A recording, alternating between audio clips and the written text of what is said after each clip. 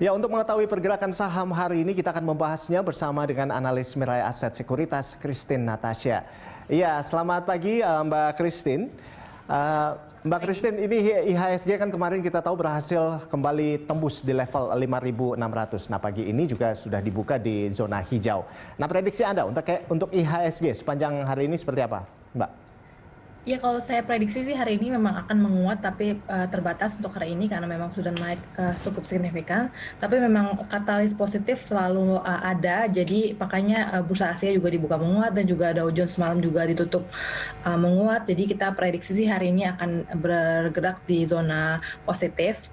Jadi kalau kita lihat dari Amerika Serikat sendiri, AstraZeneca juga memperlihatkan bahwa vaksin dalam pengembangan oleh perusahaan bersama dengan Universitas Oxford juga memiliki tingkat efektivitas yang tinggi, yang mana ini berarti nanti bulan Desember akan mulai disuntikan vaksin di Amerika Serikat, yang mana itu memberikan sentimen positif, dan juga datang dari Joe Biden yang mana dia akan memilih ketua Fed Janet Yellen sebagai Treasury Secretary-nya dia, di mana Yellen ini sebenarnya adalah pribadi yang sangat dihormati di Wall Street, karena selama kepemimpinannya di Amerika Serikat, Amerika Serikat juga mengalami ekspansi ekonomi gitu dengan suku bunga yang rendah. Nah, suku bunga yang rendah ini diharapkan nanti juga akan ada inflow ke emerging market termasuk Indonesia, karena sejak Joe Biden terpilih menjadi presiden untuk tahun 2021, inflow atau foreign inflow ke Indonesia itu sudah sebesar 2 billion US dollar, yang mana itu cukup signifikan.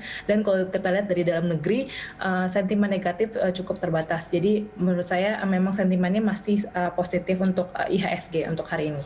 Baik, masih cukup positif ya untuk IHSG. Tapi kalau kalau dari Anda sendiri, ini IHSG akan bergerak di support resistance berapa ini, Mbak? Kalau saya lihat sih memang supportnya itu cukup kuat ya di level 5650. Lalu ada resistennya itu di 5675 gitu. 5675 itu kalau bisa tembus mungkin dia akan bergerak terus naik gitu.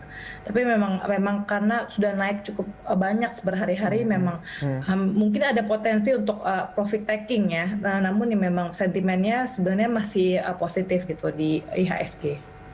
Baik, Mbak Christine, ini kan keputusan Bank Indonesia menurunkan suku bunga acuan menjadi 3,75%. Nah, apakah sentimen ini masih mempengaruhi rupiah, Mbak? Kalau kita lihat sendiri, rupiah kita sebenarnya masih cukup terjaga ya, jadi masih cukup stable di level sekarang ya. Jadi dengan pemangkasan suku bunga acuan dari Indonesia ini, kita harap sebenarnya tidak terlalu berpengaruh signifikan, karena memang inflow terhadap Indonesia juga masih cukup signifikan gitu. Baik, untuk neraca pembayaran Indonesia atau NPI ini untuk kuartal 3 2020 kan surplus 2,1 miliar US dollar ya. Nah, ini apakah masih menjadi sentimen positif bagi IHSG ini, Mbak? Ya, memang kalau untuk current account ya berada di zona surplus untuk pertama kali sejak tahun 2011 itu, karena memang ini didukung oleh kenaikan ekspor, sedangkan impor kita masih lemah. Tapi menurut kita ini sentimen ini sudah price in sih untuk di IHSG saat ini menurut kita. Jadi mungkin kita juga bisa melihat dari pernyataan dari Sri Mulyani kemarin ya, bahwa sebenarnya kita punya perkembangan dari ekonomi recovery itu akan terlihat di tahun 2021, yang mana Menteri Keuangan kita memperkirakan bahwa pertumbuhan ekonomi di tahun 2021 akan berada di kisaran 5%, which is quite good. Dan juga kita harap masih banyak inflow, terutama juga untuk di infrastructure sektor, karena memang dari Amerika Serikat sendiri juga sudah menandatangani letter of intention untuk invest di Indonesian SWF, yang mana itu memberikan sentimen positif juga, karena infrastruktur kita juga merupakan sektor yang penting untuk pertumbuhan ekonomi kita going forward. Nah, kita ke saham saat ini, Mbak Christine.